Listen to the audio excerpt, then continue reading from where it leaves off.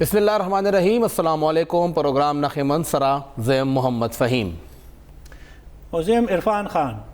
نن پروگرام ټول تعلیم حواله سره دی او مونږ به نن خبره کوو اعلی تعلیم حواله سره هم او بیا هغه نه پس چې زمونږ کم بنیادی تعلیم دی چې مونږ وتایل الیمنټری اینڈ سیکنډری ایجوکیشن وایو پای به هم خبره کوو. هو ټول نه پهله به خبره کیږي د خیبر پختونخوا ټولو نه غټه یونیورسيټي پېښور یونیورسيټي حواله سره. د پېښور یونیورسيټي مسلې اډو کمیږي نه مسلسل زیاتیږي لګیا دي که مسله سټوډنټانو وي او که د ټیچرانو وي او که د انتظامی سټاف یا حکومت ته دغه یونیورسيټي کم مالی مسایل دي هغه مخې ته راځي. مسلسل هر نوې ورځ سره دا مسلې زیاتیږي لګیا دي. مسله آخر کم ځای کې دا چې دا مسلې اډو اواریږي نه مسلسل دی کې زیاتې راځي. په دې به خبره کوو او پروګرام کې موږ سره موجود وي د ټیچرانو چې کوم اسوسییشن دی د پېښور یونیورسيټي د هغې پخوانی صدر عارف خان صاحب او هغې سره هم د دغې ادارې چې کوم دغوی یونین دی د هغې سابقه جنرل سیکرټری ډاکټر سلیمان صاحب موږ سره موجود وي. تاسو پروګرام کې هر کله ډاکټر صاحب ډېر مننه خوشاله اوسئ. ډاکټر صاحب دا راته ووایئ چې دغه پېښور یونیورسيټي چې یو اوږد تاریخ تېره دی که مونږ نوم اخلو د خیبر پختونخوا گورنران د هغې وزیران د هغې وزیر اعلیګان هر یو کس او دې خوا نه وفاق کې هم چې کوم اعلی عهدې دي او سیاسي سره سره انتظامي عهدې هم د دغه یونیورسيټي نه خلک تللي دي. خو تېر تقریبا دغه 10-12 کالو کې دغه یونیورسيټي مسلسل په بدو وجه نه په خبرونو کې را روانه ده. کله دې کې دننه د برتیانو مسله راشي د ټیچرانو برتیا نه کېږي، کله دې یونیورسيټي کې دننه فاینانشل کرایسس راشي تنخواه پیسې نه وي، کله دې کې گورنر چې کوم خپل انپوټ ورکوي یا کې دننه هغه خپل رای استعمالي یا خپل حق استعمالي د هغې مسلې مخې ته راځي. آخر عارف صاحب څه مسله ده چې دا مسلې اواریږي نه سیوا کېږي او 13 کالو کې دا ښه زیاتې شوې؟ جزاک الله سر. زه به تاسو ته ووایم چې د پېښور یونیورسيټي د 80 کالو تاریخ دی. د دې سیمې پېښور یونیورسيټي ډېر غټ خدمت کړی دی او ډېر زیات خلک یې ورکړي دي چې هغه د دې سیمې خدمت کوي. هغه په حکومت کې هم دي، هغه په بیوروکراسي کې هم دي، هغه په میډیا کې هم دي، هغه په هر ځای کې دي. اوس د دې مسایلو جړ د کم ځای نه دی چې پېښور یونیورسيټي چې دی نو دا موږ د مدر انسټیټیوشن په تور یا د ټولو نه لومړنۍ یونیورسيټي د دې سیمې چې هغې جوړه شوې ده او ډېر زیات خلک دې سره تړلي دي. اوس د دې مسایلو یو بنیادی حل دا دی چې کله اوسه پورې خو به د 18وي ترمیم نه مخکې هایر ایجوکیشن چې هغه به فیډرل چپټر سره خو چې کله نه دا صوبې سره راغلی دی نو دې کې بیا دغه شان مسایل راغلي دي ځکه چې نه فیډرل چپټر پوره پرېښی دی، ایچ ای سی هلته نه خپل رولز ریګولیشن لګوي، نه پروونس پوره اون کړی دی جی. نو د یونیورسيټي دا مسایل ورځ تر ورځه سیوا کیږي. بل کله په یونیورسيټي باندې د فاینانشل کرایسس حواله سره خبره لګي، کله نور څه داسې ایڈمنسټریټیو مسایل راځي په دې کې جی پولیټیکل انټرفیرنسز کیږي. بلکې چې پېښور یونیورسيټي کم زاړه آرګنز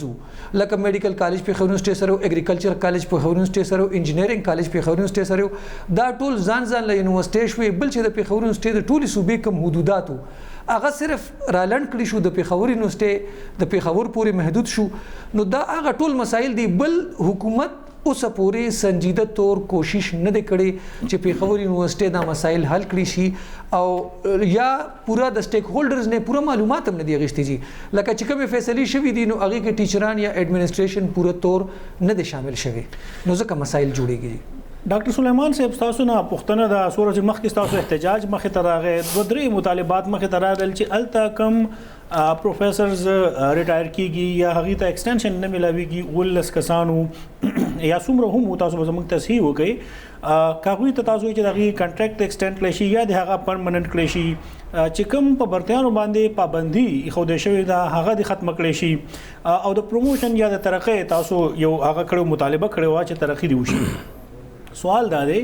چې کوم دغه تنظیمونه جوړ شوي دي، مختلف ګروپونه دي، سیاست کوي په دغه ټول شیزونو باندې، آیا د کوالټي اف ایجوکیشن باندې هم کله خبرو شوې ده یا هغې دپاره هم کله دغه استادانو تنظیمونو आवाज پورته کړی دی؟ عرفان صاحب چونکې 2018 کې دا ایډورټیزمنټ راغلی و او د ګورنمنټ د بار انلیګل او بېجا انټرفیرنس د وجې دا ایډورټیزمنټ تر اوسه پورې د التوا شکار دی. کله چې استادان ګوره په دې مینس کې ځنه استادان ریټایر شو وداوټ پروموشن، ځنه داسې ډپارټمنټ دي چې هغه په ایکټینګ چارج باندې چلیږي په دې چې د هغې ایچ او ډي دپاره چې کوم کرایټیریا وي هغه د اسوسییټ پروفیسر یا فل پروفیسر نو چونکې په ځنه ډپارټمنټ کې دغه کیټګریز والا خلک نشته نو په ایکټینګ چارج باندې چلیږي د هغې د وجه ډېر زیات ایډمنسټریټیو او فاینانشل کرایسس دي. اور د دې نه علاوه چې کوم دی اوس زموږ چې کوم دا لیکچرر خوریانې دي او ورونه دي دوی لس کاله په دې یونیورسټۍ ته خپل سروسز ورکړي دي او اوس د هغوی کانټریکټ هم نه ریو کېږي او د هغوی پرمننټ اپوینټمنټ هم نه کېږي. نو چې کله استاد د دومره مسایل شکاري نو ډیفینیټلی هغه چې کوم موټیویشن لیول دی هغه به کمیږي په دې چې دا خو زموږ جایز حقوق دي که ګورنمنټ او د یونیورسټي ایډمنسټریشن موږ ته کله جایز حقوق خپل نه راکوي نو زما چې کوم مین فوکس دی ټیچنګ دی او ریسرچ دی او د سټوډنټانو چې کوم بل طرف ته د سټوډنټانو سره هم ډېر زیاتې کېږي چې د هغو فیسونه 50,000 پر سیمسټر چې د پرایویټ یونیورسټي چې کوم هغه دي سټوډنټس دي د هغو فیسونه ته کم دي. نو زه به په هغه مسلو باندې اله خبره کوم زه په خپل ټیچنګ او ریسرچ باندې اله فوکس کوم چې زما خپل بیسیک رایټس او پریویلیجز دي چې عقل ماته حاصلي نو هغې نه پس به زه د هغې باندې ډاکټر صاحب عمدغه خبره چې په جنوري کې هایر ایجوکیشن کمیشن د ټول یونیورسټیز وی سیز ته لیټر ولیکو چې دغلته څومره تاسو برتیانې کړي دي څومره تاسو عمله ده موږ ته د هغې ډیټیل راکوي. تاسو بار ذکر وکړو عارف صاحب هم وي تاسو هم وي په یونیورسټۍ کې سیاسي مداخلت دی. سیاسي مداخلت څوک کوي؟ وزیر اعلی محمود خان صاحب کوي، گورنر شاه فرمان صاحب کوي. اصل کې ګورنمنټ خو انټایرلی ډیپینډنټ په بیوروکراسي باندې لکه بیوروکراسي یو دا نریټیو جوړه کړې ده چې پیښور یونیورسټۍ کې فاینانشل کرایسس دی ایڈمنسټریټیو کرایسس دی او د هغې دپاره حل دا ورکوي چې د ایډمنسټریټیو کرایسس به موږ داسې ختمو چې موږ به د بیوروکراسي نه هلته په مین کی پوزیشن باندې کسان ولګو. نو اوس سوال دا دی چې یا خو د پیښور یونیورسټۍ چې کوم ایډمنسټریشن دی هغه ایډمنسټریټیولی انکامپیټنټ دی یا ډس آنیسټ دی. اوس که په کمپیټنسي باندې راشي نو چې کوم زموږ ایلیمنټري او سیکنډري ایجوکیشن دی هغه د ګورنمنټ انډر دی هغې کې چې کوم ریکروټمنټ د ټیچنګ کېږي ټیچنګ کیډر کې کېږي هغه دغه بیوروکراسي کوي. نو ولې بیا پرایویټ سټوډنټس پرایویټ چې کوم انسټیټیوشن دي هلته خلک ځي او په دې ګورنمنټ چې کوم سکولز دي د دې نه هغه ریزلټس ته نه هغه آوټپوټ شته او نه د پیرنټس په هغې باندې ټرسټ پاره او دغسې د کالجز چې کوم تاسو وګورئ په اف ای سی کې پوزیشنز جنا کالج فور وومن د پیښور یونیورسټۍ انډر دی یو اټانومس باډي ده داسې اسلامیا کالج دی عام یو اټانومس باډي ده. نو چې کوم پوزیشنز دي دا اخلي نور کالجونه ګورنمنټ کالج سو سپیریئر ساینس یا داسې نور چې کوم ګورنمنټ کالجز دي چېرته لاړو خو د دې بیوروکراسي انډر دي که نه نو بیا ولې د هغو پرفارمنس ښه نه دی. که موږ په ایډمنسټریټیو کامپټنس باندې خبرې کوو که په آنیسټي باندې خبرې کوو نو آنیسټي خو د هغې دپاره به سکیل سي لکه هغه خو یو بیوروکریټ هم ډس آنیسټ کېدی شي یو ټیچر هم کېدی شي یا پیښور یونیورسټۍ یو ایډمنسټریټر هم ډس آنیسټ کېدی شي. دا راته ووایه عارف صاحب چې تاسو په خپله فپواسا کې هم پاتې شوی چې کوم د پوره پاکستان لیول یو تنظیم دی دا مسله صرف خیبر پښتونخوا کې نه ده چې کله یو استاد لیکچرر برتی شي نو هغه ته ترقی کلم نه ملاویږي هغه دپاره بیا اسسټنټ او بیا اسوسییټ دپاره نوې سیټ ایډورټایز کیږي ترقی هغه ته نه ملاویږي پوره پروسس دوباره کیږي. نو دغه پروسس اخر ولې د نوې چې کوم یونیورسټیز ایکټ راغلی دی هغې کې کلیر نه شو اول تپوس خو دا دی او دویم دا چې کله دا ایکټ راته نو آیا ټیچر دوی ځان سره کینولی وو؟ فهیم صاحب تاسو ډېر ښه تپوس وکړو. زه به تاسو ته ووایم چې په یونیورسټو کې زمونږ پروموشن نه کیږي مونږ دپاره یو کمپیټیټیو انوایرمنټ دی چې هغې کې به هر ټیچر خپل ځان ایلیجیبل کوي دی به ایم فل پی ایچ ډي کوي دی به پوسټ ډاک کوي دی به هایر سټډیز کوي د هغې به پوسټ ډاک ایکسپیرینس کیږي د هغې نه پس به دی په اوپن کمپیټیشن باندې بیا راځي او نوې اپوینټمنټ به د ده کیږي جي په یونیورسټو کې خو ډېر زیات کمپیټیټیو انوایرمنټ دی نو ټیچران په دغه طرف تم ځان برابر کي او د هغې نه پس چې بیا کله په دې باندې پابندي ولګوي نو ښه د هغې میزریز کې اضافه وشي جي. نو ځکه تاسو که ګورئ یونیورسټي چې دی نو تعلیم او تدریس سره ریلیټډ یو انسټیټیوشن دی او دې کې چې ټیچرانو ته صحیح انوایرمنټ میلون شي او هغې ته هغې حق په ټایم میلون شي نو هغې بیا هغه کار هغه طریقې سره نشي کولی. ټیچران خو د کوم جوړولو کار یونیورسټیز ایکټ عارف صاحب یونیورسټیز ایکټ د یونیورسټیز ایکټ حواله سره چې کومه خبره وکړه چې د خیبر پښتونخوا یونیورسټیز ایکټ جوړېدو نو په هغې کې ټیچرز چې کوم انپوټ ورکړی جي هغه بالکل اګنور شوی او صحیح طریقې سره بالکل نو شامل شوی. ټیچران په اعتماد کې نه دی اغشتي جي او د بره نه په رولز اینڈ ریګولیشن د خپل امک څنګه چې سلیمان صاحب خبر وکړه د بیوروکراسي حواله سره بس اکه شان رولز ریګولیشن جوړ کو او هغه په مونږ باندې امپلیمنٹ کو داغه سره تاسو کو وګورئ چې د کله نه چې دا اکټ راغلی دی نو د هر یونیورسيټي په خیبر پختونخوا کې چې سونه 29 یونیورسيټي دي په هغه کې امک شان مسائل کریټ کیږي ځکه چې زه په زه هر ډیل کریټ کیږي نو دا یونیورسيټي اکټ کې د ټیچرانو سینه د شامل شوی اوس تاسو یو بل خبرې نه خبرومه چې دای کله اوس د امندمنت کولو نو بیا کمیټي جوړه کا ټیچرانو پکې شامل کو خو اوس پته نه لګي چې بیا د کم ځای نه یو آرډر راغو او هغه کمیټي بیا ماته شو او دا غي ریکمنډیشن چې ختم شو او بیا اوس دوی به د خپل ځان نه نوې اډیشنز کوي او غو جوړي معرف صاحب چې کوم انتظامی طور باندې دغه مسلې دي انتظامی عہدو باندې چې کوم خلک ناشتي د وایس چانسلر اپوینټمنټ طریقې کار چې کوم طریقې سره دی حکومت دغه یونیورسيټیز ایکټ او بیا بار پاګه کې ترمیمونه راوړي دي کوم طریقې کار جوړ شوی دی تاسو اوس هم غنئ چې آیا سیاسي مداخلت په وجه باندې چې کله هلته اپوینټمنټ وشي نو د هغې نه دغه انتظامی بحران جوړ کی په یونیورسيټي کې یا په پېښور یونیورسيټي کې چې دا وخت کم جوړ دی بالکل جی دا سیاسی مداخلت په دې کې ډیر زیات اهم کردار دی ځکه چې کم یو وایس چانسلر جوړ شي په هغه باندې د ایچ ډی نه او دغه نه مونږ خو زه تاسو ته وایم کوانټیټي او د مختلف شیزونو دونه بوج دی په وایس چانسلر او په ایڈمنسټریټیو ډپارټمنټ باندې په یونیورسيټي کې چې هغه نه خو د کوالټي خبر رستو پاتې شي او دغه سیاسي مداخلت ته چې کله یو لیټر راشي کله بل لیټر راشي یا چې د یونیورسيټي کم جایز کارونه دي هغه دومره ډیلینګ پروسیسز پکې اچولي دي چې هغه په وخت باندې نه کیږي نو ځکه بیا وایس چانسلران مجبور وي چې دغه سیاسي مداخلت مخه ته هغه سر ټیټ کی نو عارف صاحب دغه خلاف تاسو د جهاد اعلان ولې نه کوي چې په یونیورسيټي کې دومره ریګولریټیز کیږي هغه د رولز وایولیشن کیږي نو دا هغه پاک لمنه تاسو ولې نه راوځي مونږ خو جی بالکل هر ځل دا आवाज اوچت کړی دی مونږ د میډیا په دې ډیر زیات شکرګزار یو دی مونږ سره لکه اول دا نن چې دا کوم خبره کیږي تاسو په توسط سره د خلکو مخه ترازی مونږ ټیچرانی اول هغه پښتو کې یو متل دی په خپل غوخه اخته کړیو چې کله مونږ ته پروموشنز بند شي کله را باندې یو پابندي ولګي تاسو ته به اوس پته لګیدلی یو نوې خبر مونږ ته زمونږ جنرال سیکرټری صاحب شیر کو چې جی په تنخواګانو کې کټ ولګېدو او د یونیورسيټي د ټیچرانو نه به 25% او 35% ډیډکشن کیږي نو مونږ په ځان باندې دومره مصرفه کړیو چې مونږ کم ځای کې आवाज اوچت کوجی اول خو سټوډنټانو د ټیچرانو په منځ کې خلاف پیدا کا او اوس ټیچران په خپل ځان اخته ک ایڈمنسټریشن کې نو سلیمان صاحب بالکل ډاکټر سلمان صاحب دا راته وایي چې دا خو خیر اورال د یونیورسيټانو مسله وا اوس خبره کوو د پیوټا حواله سره تاسو چې کوم تنظیم دی هغوی پروټیسټ اناونس ک بیا هغوی پروټیسټ واپس واغست هغوی دا وینا وه چې مونږ خبره وشوه حکومت سره او مونږ ته ډېر پازیټیو هغه سایډ نه اشارې میلاو شوې نو امید لرو چې ښه کار به کیږي د هغې نه پس هم تاسو خپل ګروپ ظاهري خبره د هغه راووته هغوی احتجاج وکړه دا ټیچران خپلو کې ولې اخته شو چونکه پیوټا زموږ ریپرزینټیټیو باډي ده او د پیوټا کانسټیټیوشن په پهله پیج باندې لیکلي دي چې د پیوټا کار به دا وي چې کوم د استادانو جایز حقوق او مفادات وي د هغې به تحفظ کوي پیوټا چونکه دا مسله خو د 2018 نه را روانه ده او دا نوې کابینټ چې کوم دی دا په نومبر کې راغلی دی د ډسمبر فرست ویک کې بهرها مونږ دوی ته بار وایي چې تاسو راشئ زموږ دا جایز حقوق دي دا 76 فیکلټي ممبرز دي د دوی د پروموشن خبره وکړي هغوی ټس نمس نه کېدو بیا زموږ سوشل میډیا واتس اپ ګروپس دی په هغې باندې یو مومنټ مونږ چلو چې دا ټیچرانو چې کوم دی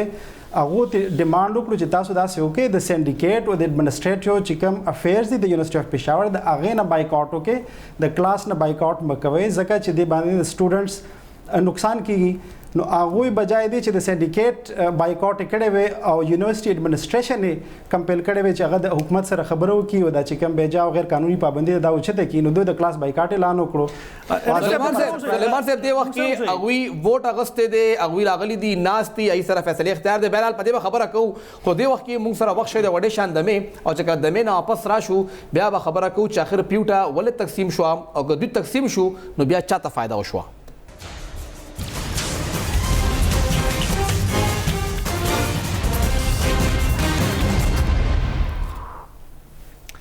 پروګرام کې یو ځل بیا هر کله د پېښور یونیورسيټي د انتظامی او د مالی بحران حواله سره ډیبیټ روان دی موږ سره د پیوټا پخوانی صدر عارف خان صاحب او د پیوټا پخوانی جنرال سیکرټري ډاکټر سلیمان صاحب موجود دي خدا وخت کې موږ سره د پیوټا موجوده صدر ډاکټر فضل ناصر صاحب هم د ټلیفون د لارې موجود دي تیر ځل هم هغوی ګیله کړې وه چې زموږ موقف تاسو نه دی شامل کړی موږ هغوی ته موقع ورکړې ده چې هغوی هم خپل موقف موږ سره نن شریک کړي ډاکټر فضل ناصر صاحب تاسو ته پروګرام کې هر کله وایو السلام علیکم. وعلیکم السلام ډاکټر صاحب. ډیره مننه فضل ناصر صاحب. امید ده تاسو ګیله به ختم شوي وي چې کوم تیر ځل تاسو کړی وه. عارف صاحب ذکر وکړو چې د پیوټا کم زمونږه رولز دي یا آیین دی یا چې څه هم جوړ شوي دي چې د استادانو د حقوق او مفاداتو لپاره به مونږه اواز اوچتو. مفادات څه دي بیا ستاسو په دغه رولز کې؟ یوازې دي داسې نه ده استادان یوازې نه دي چې ټوله یونیورسټي بیا استادان زموږ الاسمان رسیب کړو چې دا د پیوټا ذمہواري ده او هغه موږ پوره جی خو لږه خبرې واورېدې د عارف صاحب کوم چې زموږ زوړ پرزیدنټ او سلیمان صاحب د جنرال سیکرټري جی تاسو کوم دی وی ډیرا موږ په واتساپ ګروپ دا کمپاین وچلو چې تاسو د کلاسونو بایکاټ ما کوي او تاسو چې دغه کې سندیکیټ بایکاټ وکړي. موږ په یوټیوب ډیر سوچ کړو سندیکیټ بایکاټ کومګه وکړو کومګه ونکو پاره کې به نقصان دا چې موږ په خپل پوینټ اف ویو نه ورسولې. زم دا چې زموږ د دې اکثریت دومره نو کوم بایکاټ کړي نو دا هیڅ فائدہ نه و. when the students boycott the classes موږ کړو بیا موږ ته ګورنمنت اشورنس راکو چې تاسو دا مسله موږ حل کوو او دا تاسو وګورئ د ایڈورټایزمنت 2018 کې شو. 2018 کې هغه وخت کې عارف صاحب صدر او ورسره سلیمان صاحب جنرال سیکرټري 18 اپریل باندې لاس ډیټ او په 15 اپریل باندې بین لګیدل. دوی فل ټینور کې تیر شوی دی. دوی سټرایک کړي نه هله ځکه کړي کله چې د پریزیدنت شو نومبر 2019 کې سلیمان راته جنرال سیکرټري موږ چې کومه هلې ځلې وکړې په هغې په رزلټ کې موږ هغه بین ختم کړو 2019 پیل کې. بیا په دویم ځل بیا بین ولګېدو د پریزیدنټ ما مسله موږ حل کړه. دې ځل چې دا ټایم زموږ نه اخلي صرف دې لپاره اخلي چې د ونس پرابلم شي او حکومت دا بار هر یو میاشت کار پاره ډاکټر صاحب کوم دا ولس کسانو تاسو چاره لپاره دغه سټرایک کو تاسو احتجاج کال دی لپاره ورکړو تاسو بیا کېناسته دلته دھرنه هم وکړه هغه ولس کسان خو کور ته لاړل نو بیا حکومت دوکه وکړه تاسو سره. ډاکټر صاحب आवाज راځي تاسو ته؟ ډاکټر صاحب ته دوباره کال کوو دا غوړي کال ډراپ شو. پروډوسر صاحب ته ریکوست دی دوباره ډاکټر صاحب عارف صاحب چې کوم دا مقصد د پیوټا احتجاج اخو بیا حاصل نشو کسان ورته لاړل. مونږ چې کله جی صدر صاحب فضل ناصر صاحب اوس خبرې وکړي د پیوټا د کنسټیټیوشن مطابق پیوټا چې د پېښور یونیورسيټي ټیچرز اسوسییشن ډېر زوړ اسوسییشن دی د ټیچرز مفادات بد دی اونبه د دې د حقوقو تحفظ کوي. نور یونیورسيټي خو په ډیفینټلی ورسره بیا اٹیچ کې راځي. خو غټه خبره دا و چې دا اولس کسان هر یو دا اولس کسان نه دي جی دا فیملیز دي د سره بچی دي د سره پیرنټس دي د سره ریلیټډ او د سره انتظامی عمله هم واکه صرف ټیچران جی دا انتظامی عمله پکې شامل نه و نه جی نه دا اولس کسان ټیچرانو چې د چا د لپاره مونږ د پروټیسټ اعلان کړو چې مونږ به واک کوو تر ایڈمنسټریشن پورې. مونږ صدر صاحب اول د دې مخ کې یو خط لیکلو سلیمان صاحب به تاسو ته خو هغه مونږ صدر صاحب ته لیکلو اس قسم ریپلای رانغه بیا مو صدر صاحب ته ریکویسټونه وکړو چې تاسو مهرباني وکړئ چې لاین اف ایکشن والی تاسو هړتال وکړو او بیا مو واپس کو دا خلک غریبانان واپس دي کورونو ته د دې خونو کرے په دې حالاتو کې ختمي کی اولس فیملیز بیروزګار کیږي جی. نو هغه چې اونشو نو مونږ ځکه بیا دا یو پیسفل پروټیسټ واک اعلان وکړو او هغه کې مونږ سره بلا ټیچرانو شمولیت وکړو جی. نو غټه خبره دا و چې دغه خلکو د ولس کسان چې کوم دوی لس کاله په دې یونیورسيټي کې سرویس کړی دي د نورو جابز د لپاره غي اوور ایج شو مختلف ځایونو کې غي ته اپورچونټیز ملو غي غ پرې خو صرف د پیښور یونیورسيټي لپاره او دا زمونږ د پیوټا ممبران دي تیر شي لس کالونه. عارف صاحب موږ سره اوسې هغه فضل ناصر صاحب بیا موږ سره ټلیفون د لارې شریک دی. فضل ناصر صاحب فهیم صاحب پښتنه وکړه چې کوم ولس کسانو هغه کور ته لاړل تاسو دا احتجاج یا تاسو دا حل وزلو د هغه کوم مقصد پاتې نشو نو تاسو سره حکومت دوکا کړي وا که تاسو په تیار کې ساتلی وي؟ نه جی دا څه دی چې ما تاسو ته وی چې دا خو دې ځل موږ په پراپر سمري باندې راشه موږ کړي دي نو دوکا موږ ترنه شوی نه اسټابلیشمنت سیکرټری صاحب تر زما خبرې شوې دي هغه سمري پراپر دا ایچ ای ډی ایڈوایزر ته به پروف کړي دا او پروسس کې دا یو ورځ کې باغې اپروول راشي تاسو د 19 کسانو خبر وکړه 19 کسانو کې 15 کسان داسې دي چې دا وی رینیول نشي کېدی او دا وی سلیکشن بورډ هم نه دی شوی نو هغه خو ان اني کیس به هغه کنټریکټ نشو رینیول کېدی موږ د ایڈمنسټریشن سره خبره کړې ده دا وی به وزټینګ باندې اپوینټ شي نو دا وی کورت نشي تاسو چې کوم انفارمیشن دی نو هغه غلط دی نو سر وزټینګ تنخواه کې او کانټریکټ تنخواه کې واسه فرق خو نه کنه نو هغه خو دا ته دي چې وزټینګ په اکټ کې زموږ سره کنټریکټ رینیول اډو کې دي نشي نو هغه چې څوک ور اکټ نه اسمبلی پاس کړي نو هغه خو کې دي نشي سوال نه پیدا کیږي نو تاسو بیا احتجاج سره پاره کاو سر چې هغه پوسیبل نه هو احتجاج بیا څه ضرورت وو تاسو زه پورا نه ورېدم پاتې شو 12 کسان چې کم دي هغه ریګولرایزیشن دی نو دا غیر لپاره مونږ کوو چې هغه ریګولرایز کی دویم ورته مونږ وی چې یونیورسيټي مونږ ته یو اکټ یو سټریکټ 5A ورته وایو دا غیر لاندې چې کما کسان 15 کسان دي هغه ته رینیول ورکړي شي خو چې په مونږ باندې پابندي و نو مونږ هغه سمري موو کړ تاسو مونږ وی چې هغه لشي سندیکیټ میټینګ ورشي دې زما مرګري وی اره فرور چې را سندیکیټ بایکاټ وکړه کوم سندیکیټ بایکاټ کړو نو هغه پلیګم زمونږ نشوا منلې کې دي نو مونږ بالته आवाज نشو چتولې عمر دې عارف ته په خاص په وجه باندې زمونږ سندیکیټ الیکشن پوسټپون شوه دی دویمه خبره دي 2018 الیکشن کې اسم یاشته کوټ کې کیس چلے دو هغه ولې چلے دو چې په هغه کې سکسان داسیو چې هغه سینیارټي باندې برو دا وی لپاره پوسټ ایڈورټایز نشو جونیئر کسان د لپاره پوسټ ایڈورټایز شو هغه پرابلم کریټ شو هغه وخت کې بین نو شپږ میاشت ته د دې لیکچرر اپوینټمنٹ د هغه غلط ایڈورټایزمنت د وجه نو شو حالکه بیا کوټ په هغه باندې فیصله وکړه چې دا رجسټر دا کوم چې لیکچررز دي رجی باندې دا سټې نه دا کلیر دی خو په وخت کې بیا بین راغی نو دا ټول کیسې دا انټرمنګل غونټوي چې موږ ډاکټر صاحب کلک دا موږ آسان کو دا 19 کسان با چې څنګه د دې جاب مخ کې او همدغه څه به آن جاب پاتې کیږي کوم لږ آسان خو دا خبره وکړو 12 کسان به ریګولرایز کیږي 15 کسان چې دي هغه به وزټینګ تا یا موږ غیلا سیکشن 5A لاندې هغه فرش کنټریکټ ورکوو جی عارف صاحب تاسو په خبر ده کې یو خبر ده کوم دا ډیر ټایم چې واغستو ګورنمنت په دې ډیر ټایم واغستو عارف صاحب خبر وکړه مونږ ته نن په یونیورسيټي نه دا انفارمیشن دي چې په سیلریز باندې کټ لګي 35% 25% او 15%. جی جی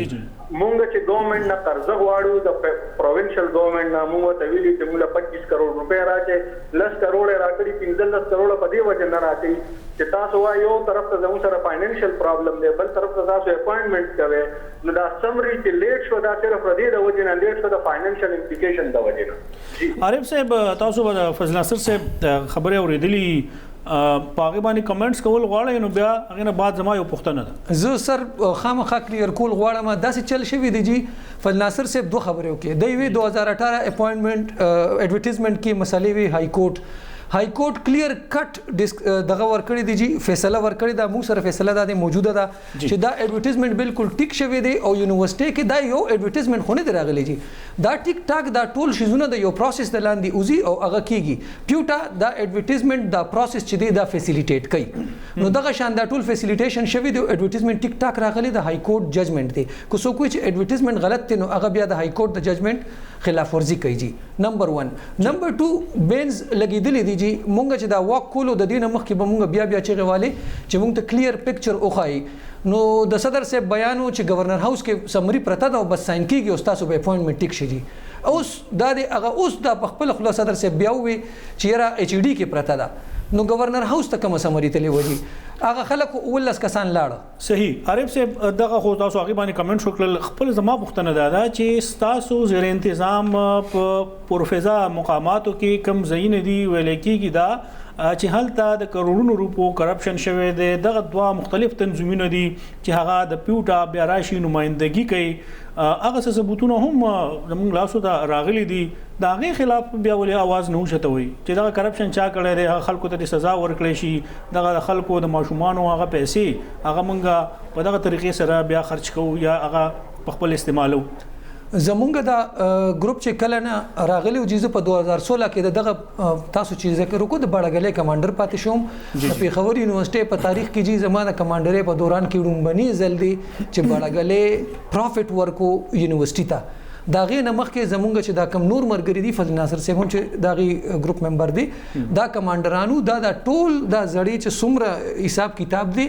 نو دا شته په یونیورسيټي کې ټول تاسو چې د پیو ټاکل بیا صدر جوړ شوې تاسو وی چې په ولډیزل زما په وخت کې پراپرټ راغله دغه زینونه نو د مطلب دا چې 13 وختونو کې یا تاسو نه بعد ک پراپرټ نه راغله نو هغه کې کرپشن شوی دی نو هغه شزونه بیا تاسو منظر عام ته راوړي دي دغه خلاف موازو چت کړي هم د خلکو د ریکوري مطالبه کړي په هر فورم باندې چې مونږ دا आवाज اوچت کړی دی زه تاسو ته په پیښور یونیورسيټي کې ټری کټینګ شو پاغه باندې مونږ आवाज اوچت کړی دی جی د پیښور یونیورسيټي مارکیټ مینجمنت کمیټې دا هغه باندې د پیښور یونیورسيټي مختلف اسټس دي چې د سټوډنټانو د سکالرشپ لپاره دی په ټاون کې ډېر قیمتي پراپرټي ده جی هغه باندې مونږ وی سی سیب سره اوسو پیری زمونږ ریټن لیټر دی په چیرې دا فاینانشل شیزونه دي سره ایڈجسټ کیږي خو اک مسایل ورکه بار بار راځي چې مونږ جی واحد په دې باندې خو سترونګلی आवाज اوچت کړی دی او اوس هم دا زمونږ پلی ده جی چې څوک په کرپشن کې ملوث دي چا غلط پریکټیسز کړی دي هغه سره دی ټیک ټاک حساب وشي جی او فضل ناصر صاحب جی جی تاسو عارف صاحب خبره به یقینا اوریدلې جی نو چې کوم تاسو د کوم ګروپ نمائندګي کوي او بیا په هغه کې خلک د کرپشن الزامونه لګي یا کرپشن معاملات راځي نو تاسو دغه ګروپ نمائندګي کوي سر دا څه دي چې ځکه د ټوټا پریزیډنټ شمه نو بیا زه د یو ګروپ سره د مای افیلیشن نه زه د وخت کې د ګروپ نمائندګي نه کوم زمونږ نه سر ووټ خدله هم هغه ګروپ نه ملاو شوی کنه جی ټیک وای نه یوازې ټیک وای تاسو دا یو پینل د لاندې ما الیکشن لراو کړی دی خو بیا چې کله د پریزیډنټ منتخب شوم بیا زه د پیوټا پریزیډنټ یم تاسو چې وګورئ کرپشن زمونږ په دور کې یو زه سندیکیټ ممبر وم یو امپلای کرپشن کړی و صدا 22 लाख روپو هغه انکوایري ما کړی و موږ ټرمینیټ کړی دا په ریکارډ باندې دي ډېر کیسز اوسم روانې تاسو د باړګلې طرف ته اشاره وکړه الته یو انکوایري شوې ده خو چې سندیکیټ ته هغه انکوایري د دې په ایجنډا پرته ده چې باندې کې مختلف ادوار دي هغه کې د عارف صاحب د کله کمانډر پاتې شوی دا د تورم انکوایري دا نه مخکې دا نه پسم ته کم کسان دي ا پوری ډیټیل انکوایري شوی د سندیکیټ ته بارای کې پته به ولګي چې کرپشن شوی دی څومره شوی دی کم زور کې شوی نه دی شوی ان شاء الله به کلیریفیکیشن دا غیر راشي خو یو دا خبره زړه ته خامخا کوم کله چې هم موږ پریزیډنټ شو نو کام کې تاسو انټرست توجه نه پکار دا چې موږ سره قبول نه کړو نه پروفیشنل ډایریکټر ایډمنسټریشن ډاکټر صاحب موږ بریک طرف ته ځو یو وړاندې پوښتنه دا چې کوم تاسو سټرایک کوئ اکثر لاغه ټیچرانو د پاره چې کوم د سټوډنټانو فیس د هاستل فیس د وخت کې 2 چندا 3 چندا 4 چندا شوی دی هغه د پاره هم څه پلانینګ تاسو شته چې هغه د پاره خبرو شي بالکل جی په دې سندیکیټ کې آن ریکارډ دی منټس برا کی سبابل سبا کې راوا بخلې پاغه کې ډیزل لمونګه فیسم نه دی سیوا کړي سیکنډ ما پوینټ ریس کړو ایز ا ممبر سندیکیټ ما ویلو چې دا هاستل چې کم دی په دې کې دا کورونا د وجې نه خو اکموډیشن نو د سټوډنټ نو تاسو هغه فیس واپس کې د جنریټر چې کم چارجز دی هغه واپس کې یوټیلیټي ګیس چارجز واپس کې بجلی مت کې چې کم تاسو چارج رخلې دا واپس کې دا آن ریکارډ دی زما په نوم سره دی تاسو ته سبابل ته منټس راشي تاسو به وګورئ یو د بي اس به یو سمستر فیس څومره دی دلته جی د بي اس به یو سمستر فیس څومره اخلي اندازن لاست ایئر چې کم فیسو هغه نه دی اضافه کړی شوی ما په خیال 44000 دی که 45000 روپے دی فضل ناصر صاحب موږ سره اوسه موږ یو وړه دماغ لو واپس راځو بیا تاسو رائے اخلو وړه شان دماغ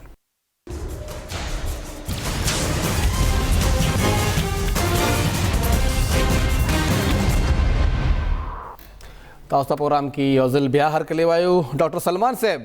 فیس خبره کېده د وقفې نه اول ډاکټر فضل ناصر صاحب وایي تقریبا 44-45 هزار روپے فیس به وي څه به وایي فیس د سیمسټر څومره دی او سټوډنټانو مسله هم د ټیچر ذمہواري ده چې هغه هم راوچته کی ایگزیکټلی تاسو خبره بالکل ټیک ده دینه پهله به زه د صدر صاحب په یو دوه خبرو باندې کمنټ جی بالکل صدر صاحب وی چې ګورنمنت وی چې فاینانشل کم صدر صاحب تاسو سره چې خواته ناشته نه جی کرنٹ کم صدر فضل ناصر صاحب خاجي جی هغه وی چې ګورنمنت نمو پیسې اخلو هغه وی چې تاسو یو طرف ته فاینانشل کرایسس دی او بل طرف ته تاسو اپوینټمنٹ کوي حالانکه صدر صاحب زموږ سندیکیټ ممبر هم دی په کار چې دوی ته پته وي چې دا ویکنټ بجټډ پوسټ دی د دې بجټ الریډي د سندیکیټ نه پاس کیږي بیا د سېنات نه پاس شي هلته چانسلر صاحب خپل میټینګ کنوین کوي نو د دې اگینسټ چې کوم سیلریز دی الریډي یونیورسيټي ته پې کېږي دا خو یو الیګیلټي به وي چې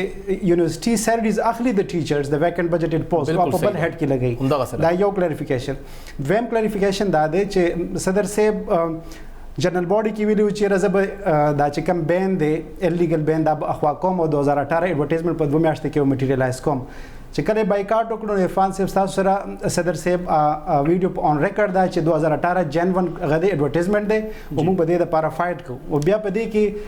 های کورټ ډیسیژن هم راغلو 8 پیجز ډیسیژن دی ما سره دی چې هغه کې کلیر کټ های کورټ ویلي دی چې دا بالکل ټیک ټاک ایڈورټایزمنٹ دی او دا پروموشن نه دی دا نیو دا نیکسٹ های گریډ کې اپوینټمنټس دي د کې اوپن کمپټیشن دا پروموشن نه دی دا چې چا پټیشن کړي هغه ته چې دا تاسو رائټ نه دی تاسو پر پوسټونه نه دي ایڈورټایز شي نو دا به یونیورسيټي ډیټرمن کوي چې کوم ډپارټمنټ کې ضرورت دی او چاته پوسټ ایڈورټایز کو دا خو پیوټ نه دی کړی دا خو په خبر یونیورسيټي او های کورټ چې کوم چیف جسټس دی دا دغه فیصله ده نو دا کلیریفیکیشن بل دا چې کوم تاسو د سټوډنټ فیس سره خبرو کړه بالکل زموږ چې دا ګروپ دی اوس په دې باندې موږ میټینګز هم روان کړي دي چې موږ به بالکل د سټوډنټس د حق لپاره आवाज اوچتو. سټوډنټس ته په پیښور یونیورسيټي کې یا په نور یونیورسيټو کې پکار دي چې په ټیلنٹ په بیس باندې موقع ورکړي شي د دولت په بیس نه چې یو کس سره دولت دی هغه فیس پې کوي شي نو هغه ته موقع ورکوي شي یو میډل کلاس یا غریب کلاس چې کوم سټوډنټ دی نو هغه ته به لکه هغه ته اپورچونټی نه نو بالکل د ګروپ سلیمان صاحب یو 2-3 میاشتې مخکې دوه مختلف فهرست راغلي وي فهرست دا وی چې د دنیا د مختلفو یونیورسيټانو درجه بندي شوی و د ایشیا په سطح باندې د مختلفو یونیورسيټانو درجه بندي شوی و بدقسمتۍ نه دغه تعلیمي درسګاه چې هغه ته موږ تاریخي درسګاه وایو هغه پوزیشن پکې بالکل نه ښکارېدو د هغې نام و نشان پکې نه په عالمي درجه بندي هغه فهرست کې نه د ایشیا په سطح کې کوو نو هغه د 300 نه بعد نمبر کې راتله آیا دغه اسوسییشنز یا دغه پروفیسوران بیا هغه ولنې پوښتنه چې تعلیمي معیار ښه کولو دپاره هم څه هلې ځلې کړي دي که نه بالکل ټیچران به بالکل کوي خو مسله دا ده چې پهله به هایر ایجوکیشن کمیشن یونیورسيټو ته په 2 هډ کې پیسې ورکوي یو به ریکرنټ بجټو چې هغه به سیلریز په مد کې او بل به ریسرچ بجټو اوس چې کوم ریسرچ بجټ دی آیم په ریکرنټ بجټ کې کنورټ کړی دی نو چې کوم د یونیورسيټانو درجه بندي کیږي اپ په ټیچینګ او ریسرچ او زیاتر اپ په ریسرچ باندې کیږي ریسرچ پبلیکیشن ریسرچ پروجیکټ نو چې ګورنمنت هایر ایجوکیشن کمیشن پلس پروینشل ګورنمنت یونیورسيټي ته فنډینګ نه کوي نو الته به لیب څنګه اسټابلیش کیږي بیا چې کوم لیبس اسټابلیش دي اب سسټین کیږي څنګه نو څنګه به ریسرچ کیږي عارف صاحب د ریسرچ خبره روانه ده دلته چې کوم ریسرچ کیږي صرف د یونیورسيټي نه کومه پورا صوبه وګورو یا یو اسلام آباد او بیا پسې لاهور کراچي هم وګورو زیاتره د مقالې چې کوم دي هغه د یو نه پټکا بل نه پټکا 10-12 مقالې وګوره هغه غونډه کا خپل پیپر چاپ کا ایون خبره ده خو چې دمغه وایس چانسلر چې کوم ډیګري اغستی د هغه ریسرچ کې هم دغه خبره مخه تراشي زمونږ د ریسرچ معیار چرته دی ویم صاحب تاسو بالکل ټیک خبر راوچاته کا خو زه تاسو په دې خبره باندې پوي کوم کله چې ایچ سی 2005 کې جوړ شو او بیا کله دا یو کوانټیټیټیو انالیسس کې د ریسرچ په بیسس باندې نو په خوا دغه دوران کې خلکو داسې لږ ډېر پریکټیسز کړي دي چې کم کې بدی مقالې یا مختلف کتابونو نشیزونه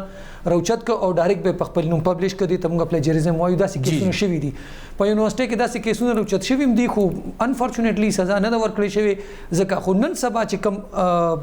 خلک دې طرف ته اویر شو او کار روان دي نو نن سبا ډېر جنون کار روان دي خو د دې شیزونو امپیکټ به را روانې سلور کې 15 کالو کې پته لګي زموږ چې تاسو وګورئ نو په پیښور یونیورسيټي کې اوس یو څو جنرال داسې دي چې هغه د وای کټګوري نه ایکس کټګوري کې شوی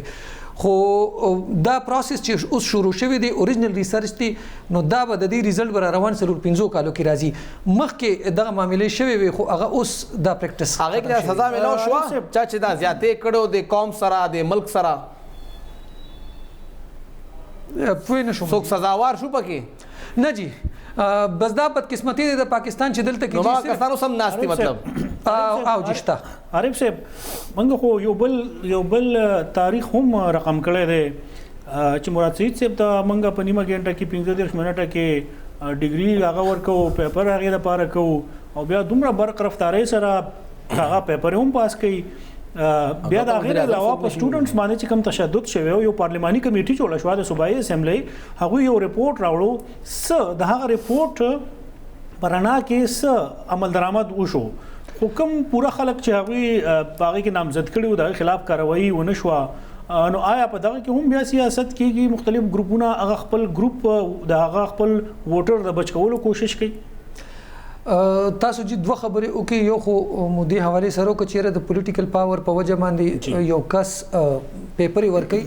مراد سعید صاحب جی مراد سعید صاحب درې پیرې په دې کې انکوایري شوې ده ډپارټمنټل انکوایري شوې وه بیا پارلماني کمیټې انکوایري کړې وه او بیا یونیورسټي یو درېیم انکوایري وکړه او بیا د هغې ځکه چې دې کې مخکې داسې پروسس شوي دي ایگزامینیشن رولز دي نو هغې ته بیا هغه ډګري جاري شوې وه دا دویمه خبره چې دا تاسو چې څنګه ووې سټوډنټانو باندې تشدد شوی مونږ د دې برپور مخالفت کړو ځکه چې یونیورسيټي چې دا ټیچینګ لرنینګ انسټیټیوټ دی لرنینګ سټوډنټس لرنینګ کوي او ټیچرانو ته ټیچینګ کوي دي مین سټیک هولډرز دي کې سټوډنټس دي په سټوډنټس باندې تاسو کله فیسونه زیات کوي کله په تشدد کوي کله هغه ته پراپر فیسیلیټیز نه ورکوي نو دې طریقو سره دا پارلماني کمیټې بیا ریکمنډیشنز راغلیو هغې کې څه فیصلو باندې عمل درآمد وشو چې څه کسان چې یونیورسټي اډمنسټریشن کې هغوی د خپل پوزیشن نه ټرانسفر شو یو چیف سکیورټي پوزیشن وخت را سره کم دی د مې طرف ته هم زما فضل ناصر صاحب نه اخرنۍ پوښتنه کوم او د پروګرام دا سیګمنټ به هم ختمو فضل ناصر صاحب عارف صاحب هم بار بار ذکر وکړو چې سیاسي مداخلت ډیر زیات دی پولیټیکل پریشر دی ډیر زیات تاسو باندې واقعي پولیټیکل پریشر شته او که شته نو د چا دی پولیټیکل پریشر خو نشته دي انټرفیرنس دی انټرفیرنس خاص کر کوم چې یونیورسيټیز ایکټ دی دې کې د 2012 نه د اوسه پورې څلور ځله امندمنټ شوي دي او بغیر د سټیک هولډر چې هغه کې سټوډنټس ټیچرز او پیرنټس دا په اعتماد کې نه اخیستل کېږي او هغه کې امندمنټ وشي نو دا یو غټ انټرفیرنس دی اوس هم یو کمیټي جوړه شوې زه د هغې ممبر وم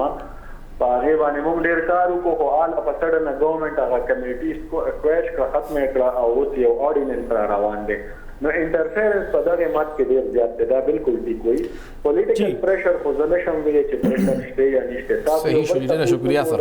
پارلماني کمیټې ریکمنډیشن لاست ویک هغې کې یو ریکمنډیشن و چې چیف سکیورټي آفیسر بخښنه غواړو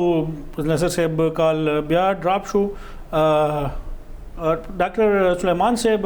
تاسو ډېره زیاته مننه کوو چې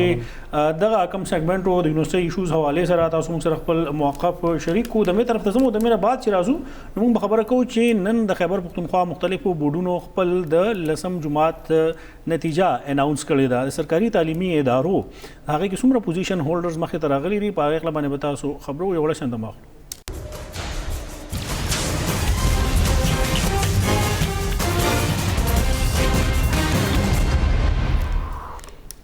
پروګرام کې یو ځل بیا هرکلی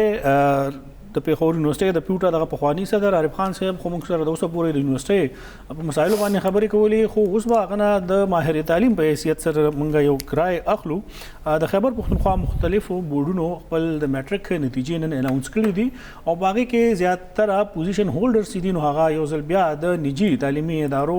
سټوډنټس مخې ته راغلي دي بار بار دا سوالونه پورته کېږي چې حکومت په تعلیم باندې دعوه کوي موږ ډېر زیات اخراجات کوو د هغې باوجود د هغې تعلیمي معیار نه ښه کېږي څه داسې وجوهات دي چې کله د امتحان کېږي او بیا د هغې نه بعد د سرکاري سکولونو طالب علمان هغه پوزیشن نه حاصلوي نن چې کوم دغه په پېښور کې د نتیجو اعلان کېدو نو هغې ته صوبایي وزیر تعلیم اکبر ایوب صاحب څه وینا کړې وه او دا خپل کولی چې د کوم کرونا وایرس د وجې نه امتحانونه پرچې خلک ماشومانو نه دي ورکړي نو څه داسې فارموله ایښودی شوې وه چې هغه ماشومان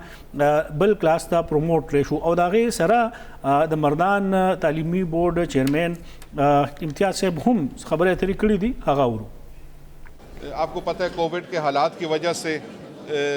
وزیر اعظم صاحب نے NCC کی میٹنگ میں تمام صوبوں کے ساتھ مشاورت کے بعد یہ فیصلہ کیا گیا کیونکہ سکولز ہم امتحانات کرا نہیں سکتے تھے کووڈ کے جو حالات تھے تو ہم نے